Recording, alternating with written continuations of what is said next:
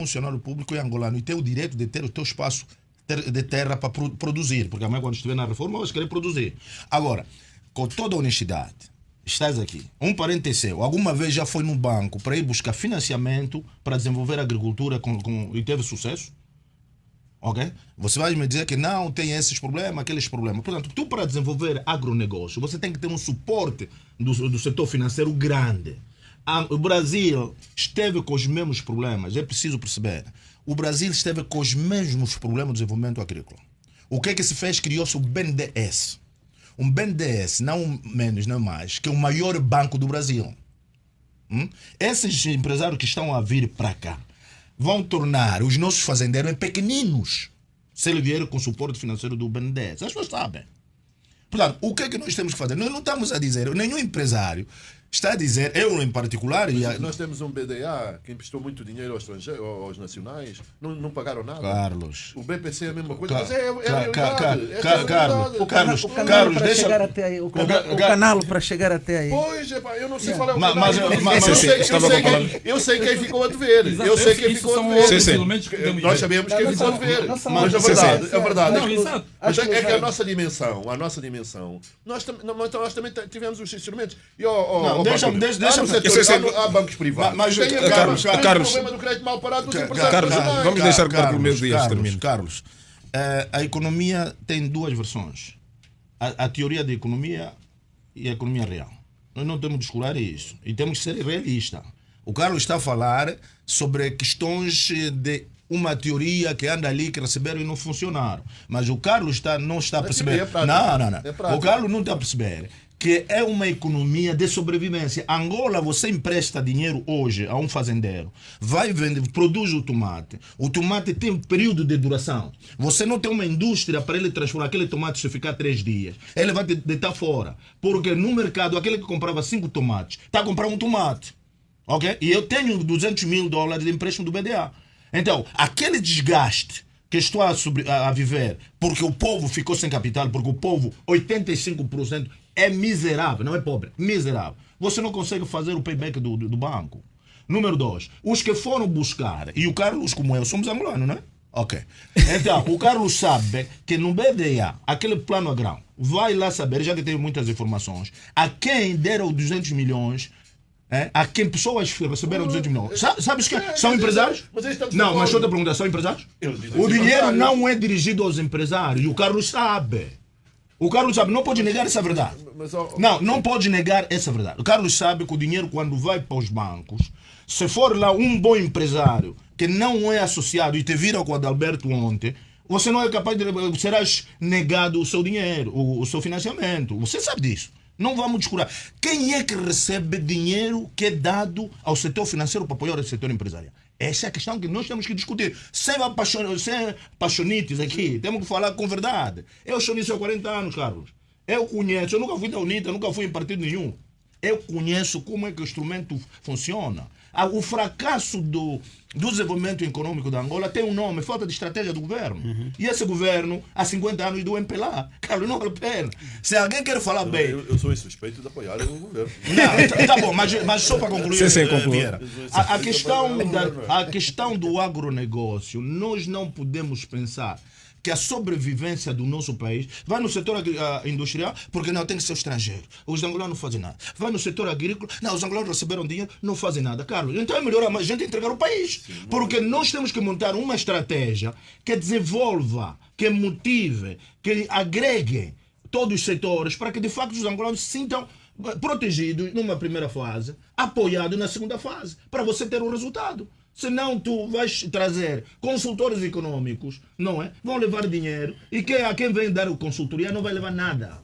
Carlos, nós temos que ser práticos, porque a nossa economia, o que enferma a nossa economia não é falta de bons empresários.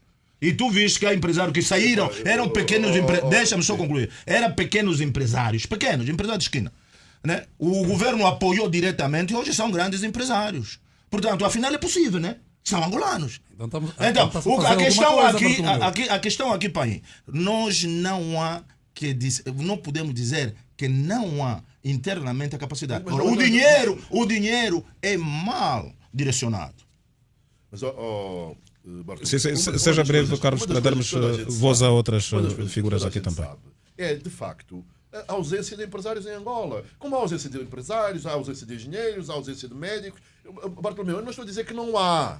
É óbvio que há, então não há de haver empresários. E eu estou contigo quando estás a dizer que efetivamente os apoios foram selecionados. O dinheiro havia no BPC, foi desviado, foi emprestado para um fim e fizeram outro. E há muitos empresários nessas condições. Agora, é o seguinte, isto não é teoria, é prática. Em todos os países, o investimento estrangeiro desempenha um papel fundamental para o desenvolvimento desses países. Agrega Nós não valores. temos empresários. Agrega valores. Bartolomeu, não pode ser o ponto número um. Agora, eu não estou a dizer que tu não és empresário. Eu estou a dizer que, em geral, Angola não tem empresários. Nós, por exemplo, no setor agrícola, o que nós vemos, naturalmente, nós não temos know-how. Todos os empresários. Tu és empresário agrícola? Não sei. Não estou no setor agrícola. Mas todos os empresários agrícolas com quem nós falamos, por exemplo, não têm mão de obra, têm que trazer quem gera as fazendas, são de fora. Agora, isto é o quê? Isto é o princípio, não é? Isto é o princípio. O que nós supomos que vai acontecer é que nós vamos ganhando os empresários, os trabalhadores, os engenheiros, os veterinários, toda esta gente vai aprendendo e daqui a uns tempos vamos ganhando. É assim mesmo na China. Investimento direto estrangeiro. Os chineses aprenderam com os estrangeiros e começaram a fazer eles próprios. De 76 até 2005, eu fui um dos bolseiros em Cuba. Angola mandou os bolseiros para a agronomia.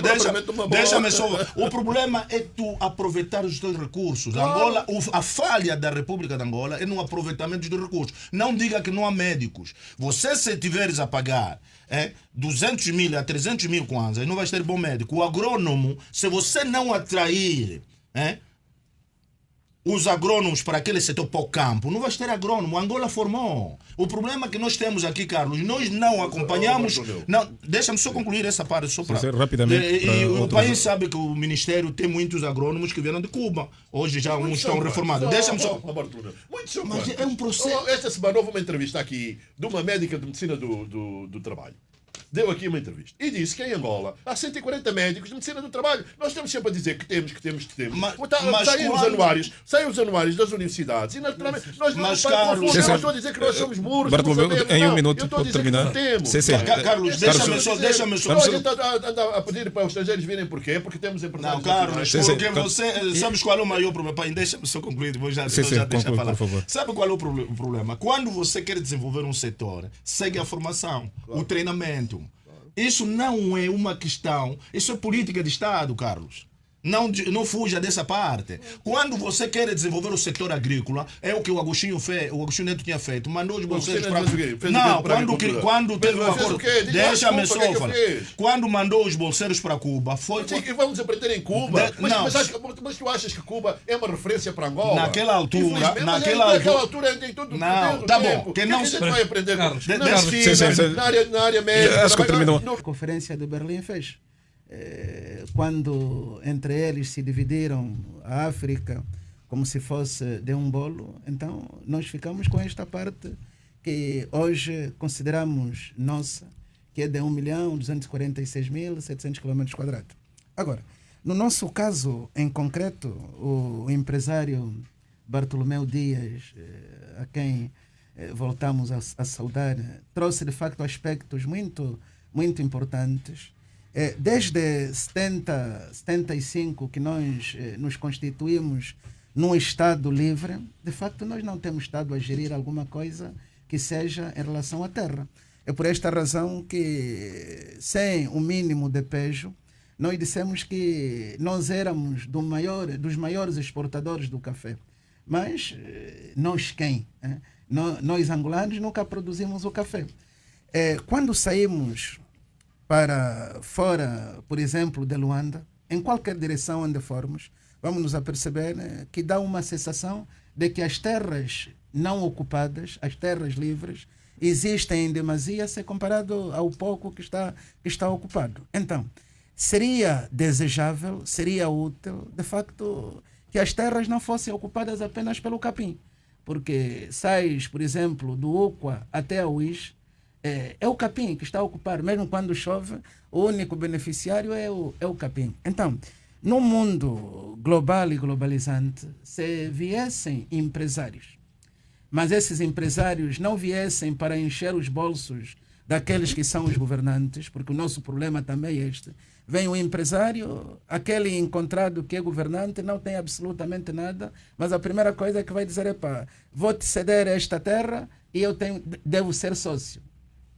E pede-se, exige-se. Nós vimos pessoas até para construírem postos médicos, instituições de ensino superior e médio, foram exigidas pelos governantes, nós conhecemos os nomes, para que fossem sócios. Agora, a terra deve ser tratada com o devido cuidado. Nós temos um caos aqui, porque o IGCA tem poder para ceder, a Indiama, lá nas Lundas, tem poder para ceder, é por isso que estão lá muitos expatriados que são proprietários de grandes porções de terra, escorraçam os nacionais.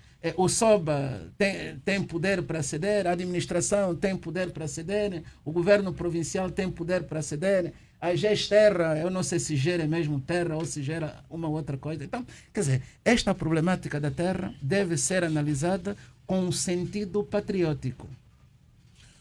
Carlos Rosado de Carvalho, na sua introdução, por favor. Manel, o que me parece é o seguinte: eu não sei o que é que se passa, mas na realidade nós temos um potencial agrícola enorme.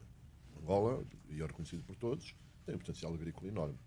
E apesar dos números dizerem que a agricultura já vale 25% do PIB, a verdade é que nós não vemos esse resultado na prática. Porque, como eu te costumo dizer no Economia Sem Macas, se a agricultura é o maior setor do PIB, quem paga as contas continua a ser o petróleo, não é? Esse é que é o drama. E, portanto, isto quer dizer que o modelo não funcionou. Desde 1975 até agora, por várias razões, o modelo não funcionou.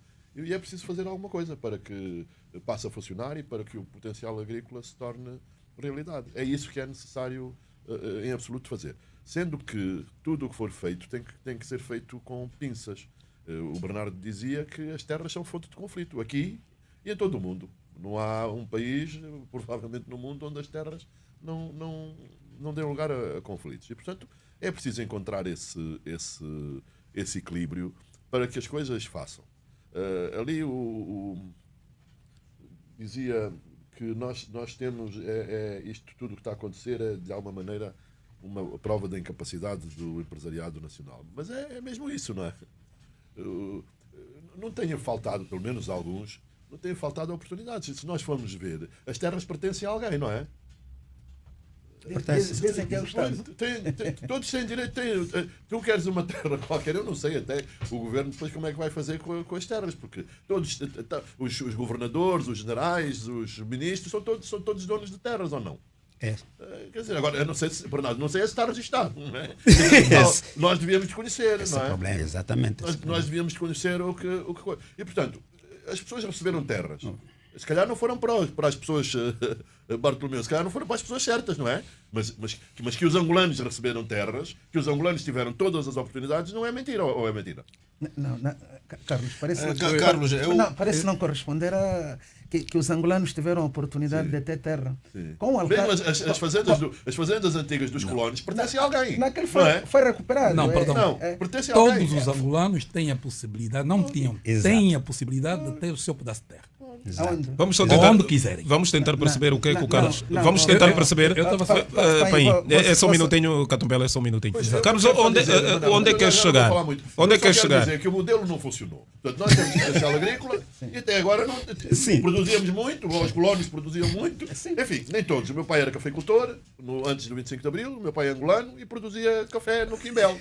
Mas produzia. E os quimbelenses também produziam. E produziam muito. Produziam muito.